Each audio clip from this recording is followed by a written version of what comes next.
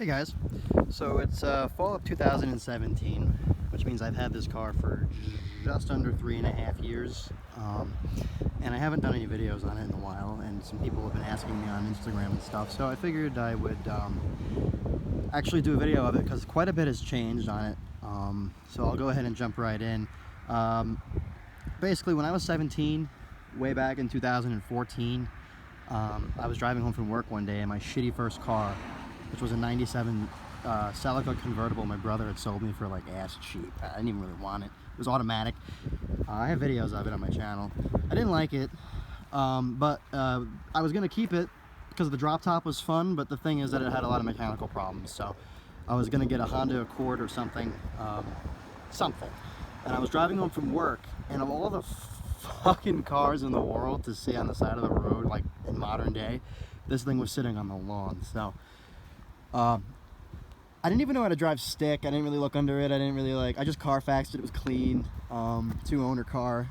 So I was like, fuck it, I'll buy it. So I wrote a check, and it was $2,500. I probably could have got it for $2,000. The car definitely, I bought it with about 100,000 miles on it. It had a brand new clutch on it at the time. And I bought it with a couple of underlying issues. I'll just go ahead and point out. Number one, the plate bulbs didn't work. That just wound up being a harness connector that was loose. It took me 2 seconds to fix. There were the low beam headlights, they popped up, but the lights didn't work due to a faulty dimmer switch in the dash. That took me a little bit to diagnose. So I actually kind of drove with no headlights for a little bit. It was fun. This is way back, when I first bought the car, within the first month. So once I got the lighting issues sorted out, it was a really good car. It had new tires and a new clutch, and really the only other concerning issue with it was that it had oil leaks that were pretty common for these 2.2 engines, coming from the timing cover and the oil pan gasket.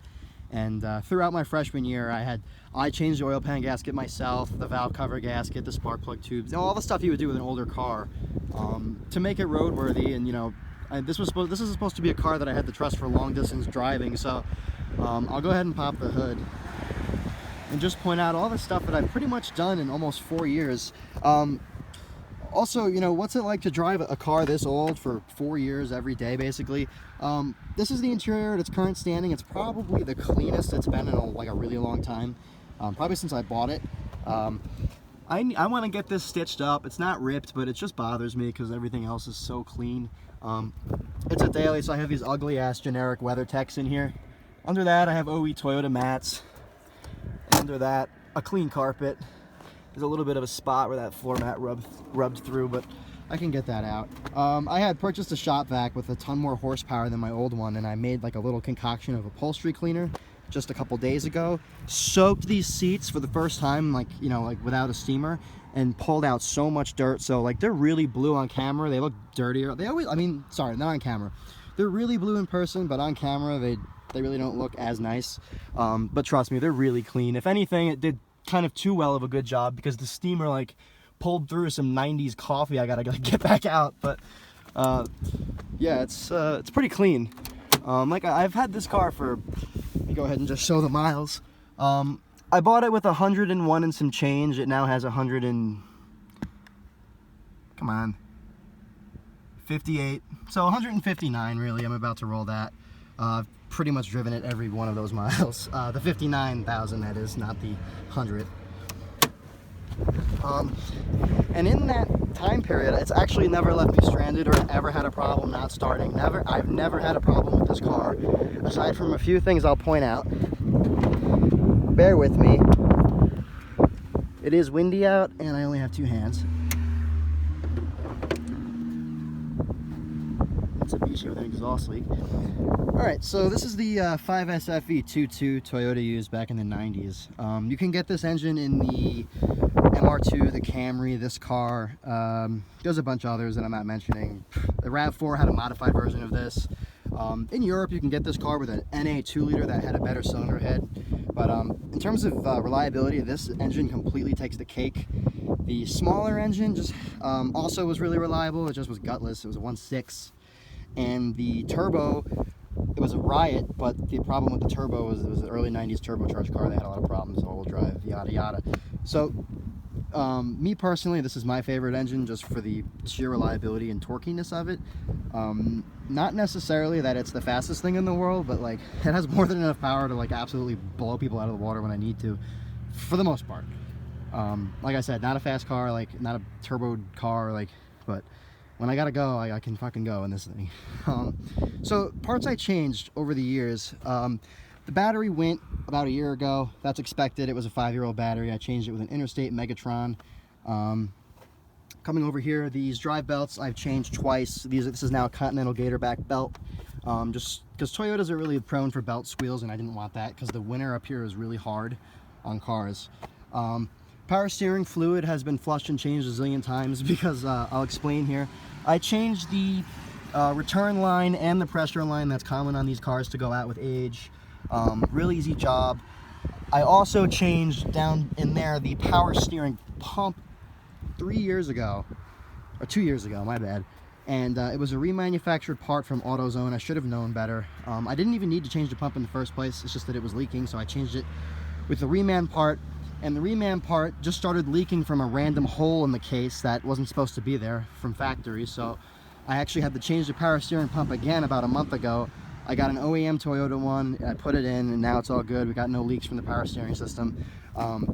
These are really the only like issues I've had with the car, and it's really just been fluid leaks. And fluid leaks, like, oh, I gotta drive, and then every 2 weeks I'd have to add fluid when it was leaking. So in terms of the engine, I drove it with the original timing belt and water pump. I didn't realize it was the original one for the first year of ownership. And then in June of 2014, I had the timing belt, the water pump, and all that crap changed over here. I flushed the coolant, and the mechanic flushed the coolant when he did the timing belt. I flushed the coolant when I did the radiator. In terms of maintenance on this car, I've done everything myself. Sans the timing belt, but up underneath, I'll show you. Can't really see it, but both drive axles have been replaced by me, and the carrier bearing on the passenger side. Wasn't too bad of a job, but it wasn't the easiest thing either. It definitely was a little frustrating. These are just parts with age, like I said. Coming over here, the clutch slave cylinder was original to the car. It was old and it had a little fluid under the boot. I changed it. It was $16. Original starter, awesome. Those 90 starters really are very reliable. This is the original exhaust manifold and everything, which I just haven't touched because you don't touch stuff that old unless it's broken. So when this eventually does develop an exhaust leak at some point in time throughout my life, I will change it with a set of headers and a nice exhaust. Nothing racy. And yeah, that's about it. Last year I did the wires, cap, and rotor because it was due for that, and I flushed your brake fluid, clutch fluid, and transmission fluid once a year, of course. So yeah, that's what it takes to keep a car, at least an old Toyota, on the road. It really not a lot. Regular oil changes. So I'm gonna stop rambling now.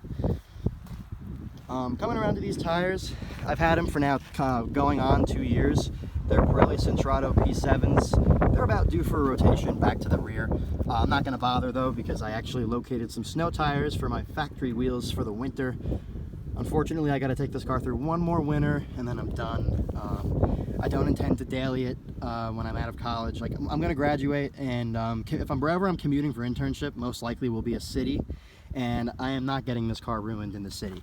So yeah, these tires, they got a pretty good tread on them. I probably get another year out of them and then they'll need to be replaced. I'll go ahead and get a newer version of whatever tire Pirelli makes because these are awesome. These are 16 by 7 Toyota XRS rims off the Corolla 6 Speeds and the Matrix XRSs of the early 2000s. I really like the wheel on this car. I think it looks better than it does on those cars. Last month, just for fun, I didn't even really need to do this, but I got 4 slotted rotors, ceramic pads, and with the painted hats. And I also, can't see, but I got oil-based metallic paint, and I painted these calipers a nice navy blue to match the interior, just to clean up the wheel well appearance. I also undercoat the car once a year so everything stays dark here. I mean, it's definitely an effort to keep a car like this clean when you drive it every day. People who look at this thing and go, oh, it's so clean, it's like, it takes effort. So yeah, coming to the back, I LED swapped the bulbs, no big deal there. I'm just gonna go ahead and stop rambling and get on the inside. Oh, sorry, I haven't made a video in a while. Biggest thing that happened was, and you may have probably already could tell, the car looks really good, and that's because over the summer, this is some Long Island shit, I can't even make this up. Some guy in a Dodge Grand Caravan was tending to his grandson's medical needs while driving, and pulled out of a auto parts store into traffic. I was on course to T-bone him and like wreck my car and possibly myself, but I was able to dodge him out of the way just enough to where the front of my car clipped the front of his car down the side. It was completely his fault, the accident report. His insurance paid for it. What wound up happening was State Farm wanted to total the car because of the age, which was insane, and I argued with them for weeks. And I finally was able to negotiate a deal with them where the car would technically be written off, but because it's over 10 years old, New York State doesn't require any salvage titles or anything on the vehicle history, because the mileage isn't even reported anymore on an old car like this. So I can maintain my clean title. I'm still the second owner of the car, and now I have a really fresh paint job because I was able to throw money on top of the insurance check to get a lot of parts of the car touched up. So let me point that out. This entire side of the car was done, and I took it to a shop through my the dealer I worked for, which just specializes in restoring older cars with older paint jobs. So they're really good at paint blending. Like as you can see, like that's been repainted. Like it looks as close to factory as you could get it for especially for what I paid. But I mean, there's a couple of blemishes here and there, but it's really, really, really good paint. Like I couldn't be happier. And just for a paint blend example, this wasn't painted, this was, and the paint match is like real. So they did a really good job. I couldn't be happier with that. Coming over to this side, while it was in the body shop, I finally had this fender painted. This is leftover damage from when I rattle canned it like a retard when I was 17. I need to take care of that. I just haven't. And coming down the side, as you remember from old videos, if you're a long time subscriber, this door edge guard was like all faded apart. So I had this and all of this painted, but the this and this wasn't. Very particular touch-ups were done, and I think it looks amazing. This back wing was painted, but the trunk lid wasn't, but you wouldn't be able to tell. Like it was so slick. Like I said, I couldn't be happier. So that's about all the updates on the exterior I could think of. So let me get to the inside. I tinted the windows back in 2015 as well, right after the timing belt job. Okay, so like I said, and you just saw earlier, blue interior. It's held up good over the years. I've been driving this car almost every day for 4 years, and the seat literally looks the same as it did when I bought it.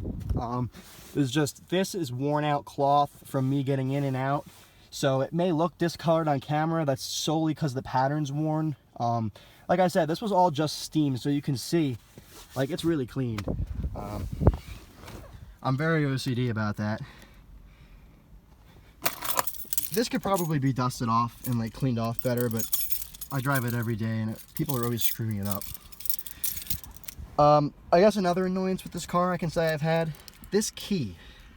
I don't know what the hell it is with these Toyota keys, these OEM keys, but I go through maybe one every 2 years. These plastic thing just snaps and I have to get a new one made. It's only like $6 for the key, but it's annoying. Another thing I thought was cool for a 92 is that it has like this glowing keyhole and everything that works with the dome light. There's that radar detector going off. Alright, so it'll idle up because it's cold. Let me turn this off. So everything in here still works. As you can hear, that 90s rattles all the shit in the door panels because the motor's not. But basically, I switched this over to an auto-dimming rearview mirror with an outside compass. Oh, also the hood's open. That's probably not helping the vibrating in the video. It's got some shit here. When I went to H2O in Maryland, this radio, I had a Pioneer DEH 6700. I upgraded to this thing because the other one blew up. It sounds awesome. Like,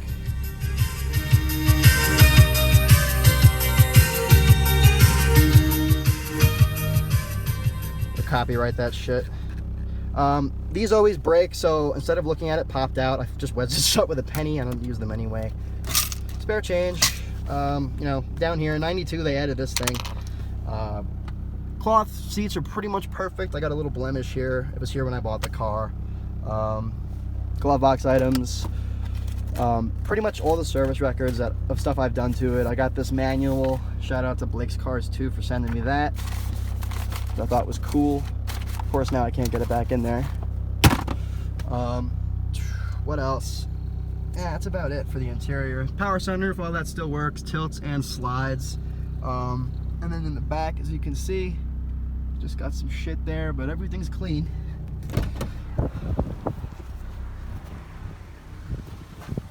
And I can screw it up, pop the trunk too.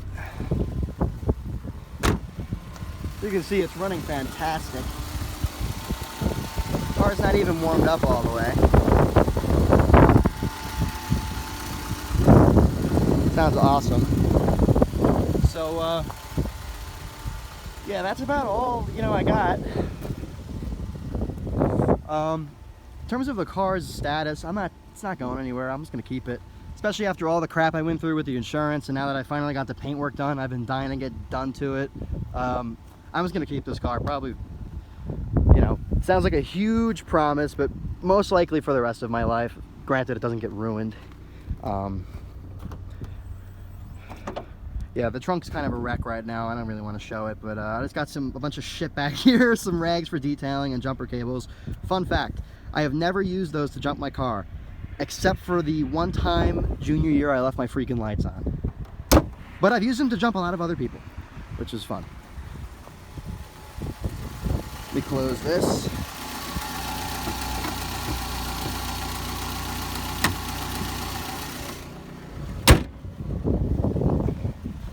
I guess we'll take it for a ride. I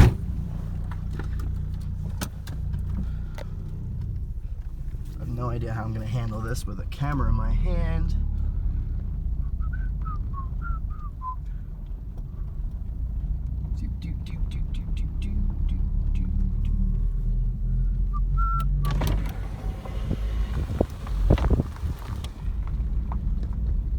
I gotta go slow over all this dirt crap because I just washed it.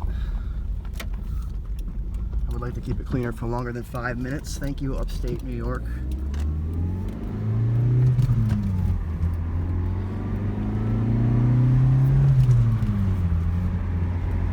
It's hard to drive with a camera in my hand, but as you can see, it still runs fantastic. Oh, I also put 2 outer tie rods on the car and a bellows boot kit. I should put the car in a lift and go through underneath it as well. It's just the radar for this stupid thing. But yeah, that about sums up the video. So thanks for watching, guys, and subscribe for more videos. I'll try and get some out.